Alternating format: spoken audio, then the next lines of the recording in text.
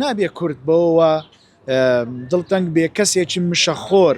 لە شوێنێک مەدحی کوردەکە لە بۆ بەرژەوەندی خۆی لە ناخی دڵەوە زۆر نیگەرانی کردم لەبەرەوەی ئەو بەڕێزە سوکایەتی بە سەرکردەیەکی دیاری نێودەوڵەتی کوردی کردووە و چەند جارێکیش ئەو جۆرە تەشیر و قسە ناشیرنانە قسە زبرانە دووبارە دەکاتەوە لێرە و لەوێ بۆیە کۆمەڵێک چالاکوان هەر من نابەتەنها کۆمەڵێک چالاکوان و مامۆستای ئاینی و خەڵکی نیشتیمان پەروەر بە باشمان زانی بەڕاستی ڕێگری لەو هاتنە بکەین لەبەرەوەی زۆر ناخۆشە کەسێک بێتە ناو شارەکەت بێتە ناو وڵاتەکەت لە شوێنی تر لە کەناڵی عەرەبی لە سمیناری وڵاتانی عەرەبی سوکایەتی بە ڕەمزێکی کورد کردبێ. ئەمڕۆ زۆر دڵم خۆش بوو کە لە پەیجی پێشانگەی نێودەوڵەتی هەولێر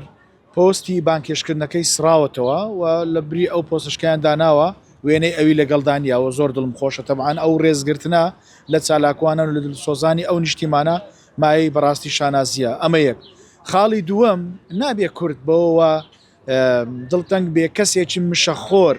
لە شوێنێک مەدحی کوردەکە لە بۆ بەرژەوەندی خۆی تەبعاانەوە من جوان لە مێژەکەی بخوێندەوە لەو دوسێ ڕۆژە ئەوە چێ پارەی بداتێ بە دڵوی قسە دەکە بۆیە کورد نابی ئەوانە بکاتە وەکو دەڵێ دۆستی خۆی کە بە پارە قسە دەکەن.